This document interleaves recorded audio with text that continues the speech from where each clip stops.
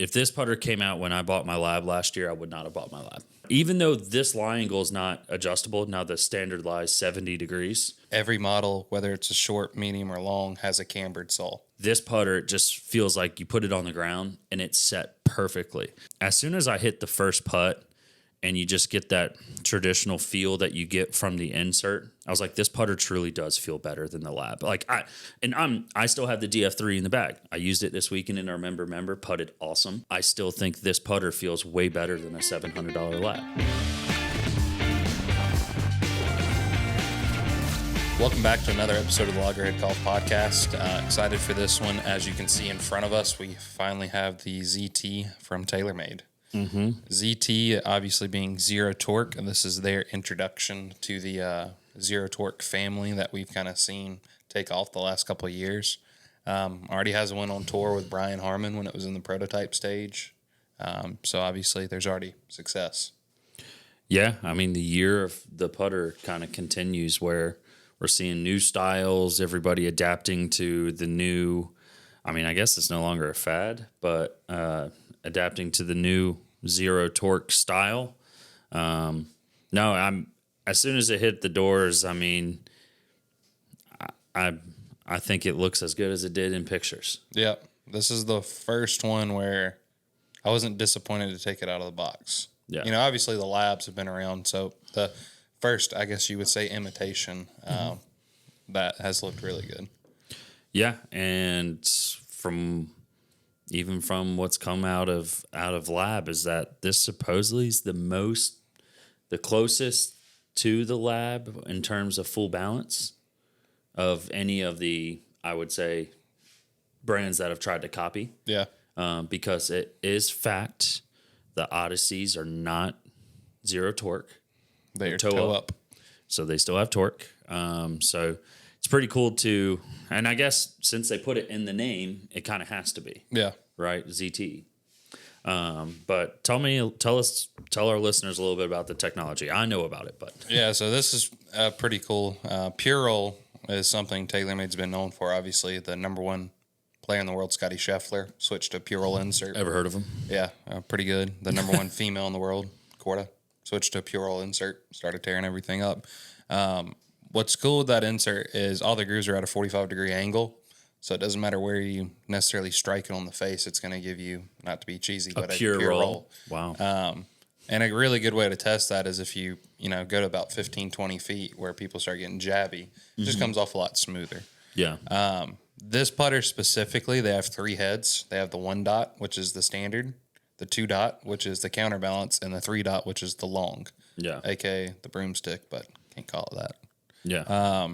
What's kind of unique, and I guess the one thing I don't like is in the counterbalance and then in the broomstick or long putter, you get the KBS custom GPS graphite shaft, because with that added weight, you need stability. Yeah, it's 105 grams. And the standard length putter, because these putters are not customizable yet, and we'll dig into that in a second, still has a steel shaft in it.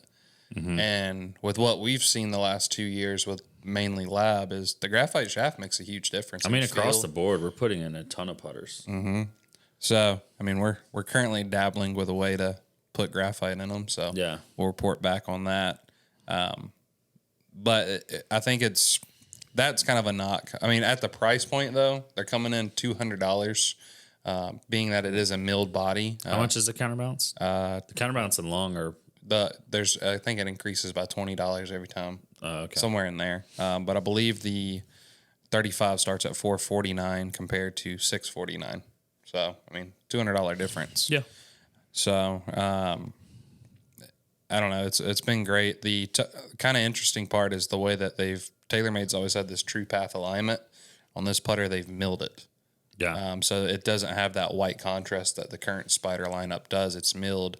And what they were trying to target with that is having this dual contrast between the silver and the black, or the anodized and the black, is even if you're not using the line to square the face up, having the dual contrast makes that face easier to stay square. Yeah. I mean, would you say that the Spider line has probably been the most successful putter line besides, I would probably say just besides like the original series. Whiteout. Yeah. Or the White Hot. Yeah, the original White Hot. I mean, Spider, when I worked for TaylorMade, we had Spider Red, Spider Black, and everybody used it, contracted or not. And then that fad kind of went away, and then now it's coming back. Now it's way back. Well, I mean, yeah, you have Rory and his success with the Spider. Scotty, obviously. I mean, obviously goes without saying there.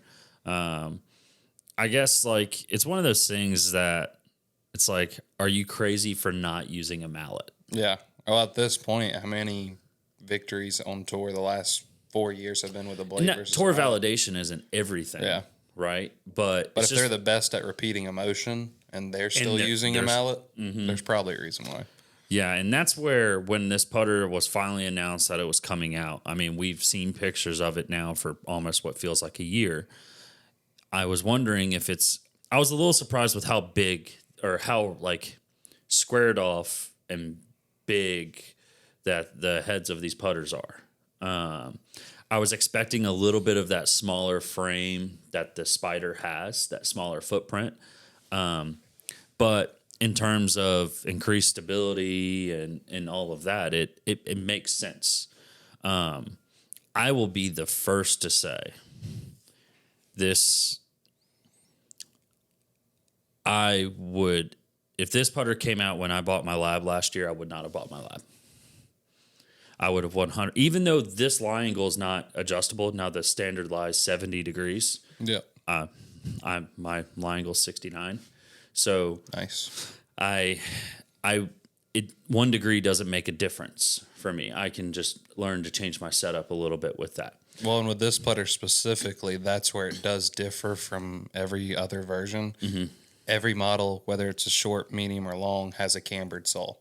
That was going to be my point. This putter just sits on the ground. Like, I didn't notice that it was like I could pick up any putter and know it's more upright, any stock putter and know it's more upright. Like the Odysseys feel like they're massively upright compared to my L.A.B. This putter just feels like you put it on the ground and it's set perfectly.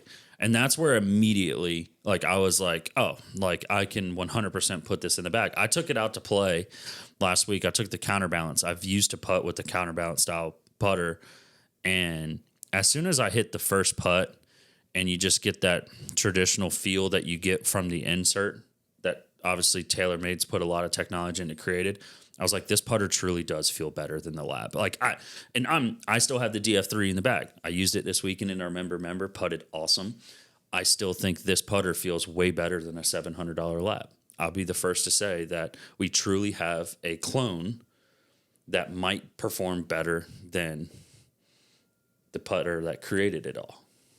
I'm going out on a limb there. I'm generalizing, I should say, but I cannot wait to read the comments on that one. Well, I mean, I was brutally harsh on the Odyssey. I think the Odyssey is still like it's just not done very well. I think it's poorly thought out and just not executed to what it could have been. I think this has been executed and it's different. Well, and I would say, as a former TaylorMade employee, and obviously with everything that's happened the last few years, this is the first time TaylorMade actually didn't rush something out just to be on a trend. They actually took their time with it. That's my thing. Is like I feel like the Odyssey was rushed. So kudos to them. Yeah. With this, I mean, I'm gonna be a changed person. I'm gonna start with positives and not negatives. Yeah. Which is new for you. New, right? They, again, taking their time, making sure that if, like, even the little details, like in the grip, the texture of the grip has the Spider logo, changing the logo. I think it looks great. I would tear this grip off. I don't like the. And then on the GPS shaft, what's kind of cool is going down here, it's a spider hanging off the web. So, I mean, the small details on this were awesome. And then from an engineering standpoint, individually weighting the head differently between every size, like taking that into consideration. And that's my thing. It's like when I hold my DF3, which is a conventional, and I hold my dad's, which is a counterbalance. My dad's that's counterbalance almost doesn't feel counterbalance, right? When you pick up the counterbalance and the ZT compared to the traditional, this is way heavier, but you don't feel it all in the head. So like it makes perfect sense. If a longer putter should feel heavier, right? Yep. And that's where I noticed that like this just wasn't thrown together. Obviously, you have Justin Rose that switched into it. He's been one of the best putters on tour this year, and he's switching still made putters. the switch. So there's a lot to say with that, but I think you tie in the Pure Roll face. That's why ultimately the Pure Roll is why I'm giving a nudge over the L.A.B.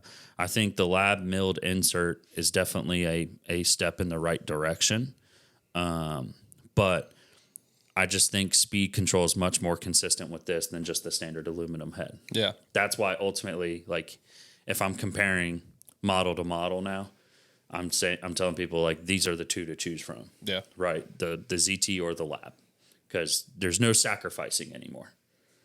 And with the cambered sole, like, let's just say people that need like 34-inch and 67-degree lie, right? Like, you could cut this down enough with the cambered sole, you could probably get away with the standard lie in this, right?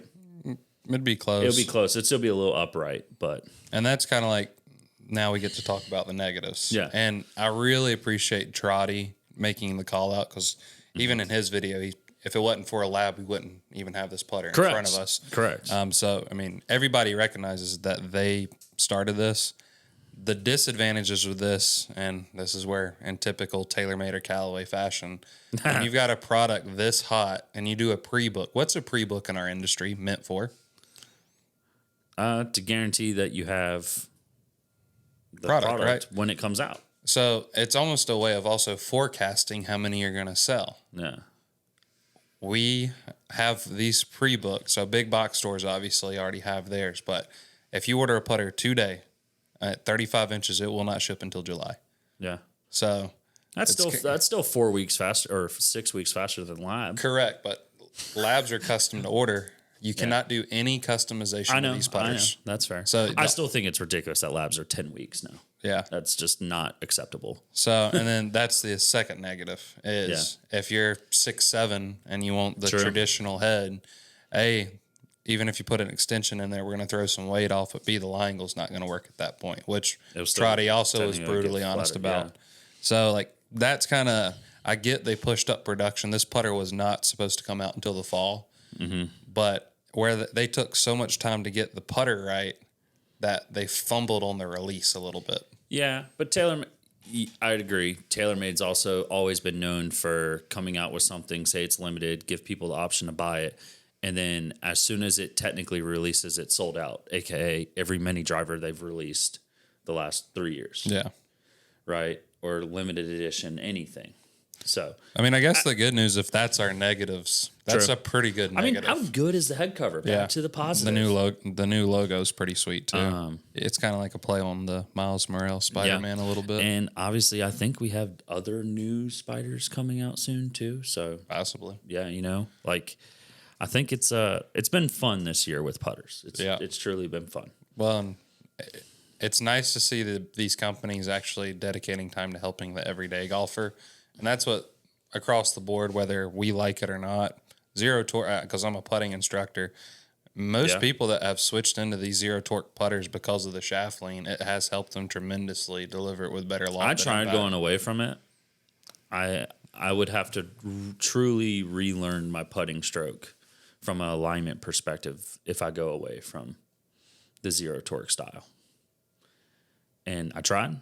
I'm not willing to do that. Yeah. Well, it makes it easy. Yep. So overall, though, they knocked it out. Pretty happy with it. Obviously, with this, there's 3 different AI or Odyssey zero or square to square style putters. You have 3 different models of L.A.Bs. Who else has done? Well, you've got Axis.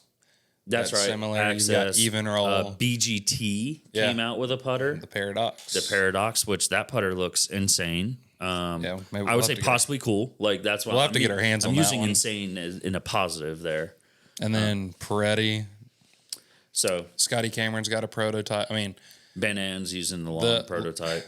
The trickle down effect from what L.A.B did is real. It's there, and it's not hype anymore. Yeah. So there's a way for now for pretty much everybody in the public to truly kind of get themselves in this style and kind of also be able to manage what price point they want to do it in. And what feel they want. Because there's a lot of like handmade, like smaller companies that custom make putters that are doing zero torque options. Like I got my Goodwood. Yeah. Guy that made one of my putters, Mac made putters. Yeah. He's got his. I have mine. So there's now truly a way, and even in general stores, to fully customizable options that you can get zero torque style, and we'll be the first to point you in that direction. Yep. Anything else we want to add before we get into show and tell? No, other than the fact that they can pretty soon they can just go on our website, and currently you can order any of the Odysseys, but we're going to be adding the Spiders on there soon too. Cool. Steve Scott. I don't know if he's still in the Carolina section, but local PGA professional, as I should say, finished second to Tiger Woods in the U.S. Amateur. Tweeted out Oakmont this week. Today's green speed 16. I did see a post that the USGA did a press conference, I think on Saturday, where they said that the green speeds are going to be from 14.4 to 14.9 every single round, no matter the weather conditions. Good. I feel like in Star Wars Episode 3, Palpatine's like kind of so on. It's like, good, Annie. Like You lose me on Star Wars. Yeah, I'm ready for the carnage. I'm so excited. Yeah. Yeah. It's our one relatable week a year. Is it Yeah. relatable? Yeah. I watched We don't James get to Hunt. play Oakmont. Well, watching them chunk a wedge from 5 feet off the green is awesome. You mean actually getting penalized for missing fairways? Yeah, crazy is what concept. You're trying to say. Crazy concept.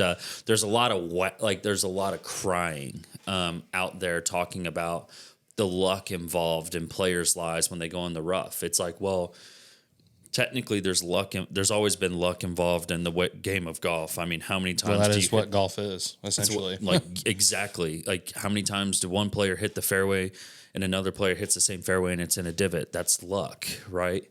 Or unlucky, I should say. But they're trying to say that, this course might be too penalizing. Now, I will say, we thought Pinehurst was going to be a little bit of a bloodbath, right? Yeah. Those guys tore it up. Well, two guys tore it up. We thought U.S. Open the year before was going to be a bloodbath, right? Guys tore it up. Do we truly think these green speeds, this rough, things like that are really going to hold back the field this year? Do we think we're finally going to have that? I mean, not that I've ever agreed with Brandel Chambly, but they asked him the winning score, and it's whatever Scotty shoots. I truly agree. It's hard not to say that because I truly agree.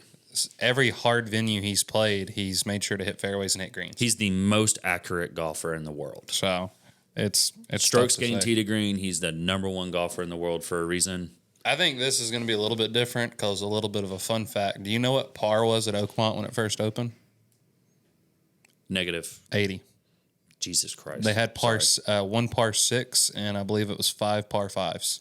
And like an even par round. They're playing as 80. par 70, right? That part so. I don't know. But I didn't know that. And I watched a little documentary last night that when they originally opened the golf course, it was a par 80. No. Well, when you get it that good, I guess you don't need to. I will say, like, this is the one of the course. I mean, now this course has held the most U.S. Opens, I believe. And I think it's the best. Like, I think there's a reason why we go back there. I really cannot wait to watch golf this weekend. And whoever wins, I really don't care. I do think it's Scotty and Bryson versus the field. Give me the best drivers of the golf ball. Give me the best iron players. Hopefully these new irons help out Bryson. Yeah. So he doesn't hook it 30 yards, which the video they posted on that, he addressed that he's hooking his irons too much. And the design, I hope he's gotten it worked out. I hope we're in for a great tournament. And we're going to see players crash out this week. Oh my God. We're going to see guys. How many broken drivers or wedges? What's the over-under on broken wedges around the green, like over the knee, snapping them? I say at least 4. 4 wedges. All right. I'm gonna say. I think putters. I think we'll see a few putters. I would say 5 wedges. I think Tarl Hatton's probably going to use some creative language. We gotta close the podcast here. Yeah. Okay, winning score prediction. Go. 4 under. Okay. I was going to say mine was going to be 5. Miles, what's yours? I think 6. I think someone's going to light it up. I think one person will be under par. So we have 6, 5, 4. I think there's 4 people. 4 people under par. I think there will be one person that's under par and they'll win by 5. We'll leave it at that. All right. Well, cool. Well, if you haven't already, like and subscribe, turn on the push bell notifications. Check out our website. We just added some new shafts on there, so some new releases. And we will catch you on the next episode. Peace.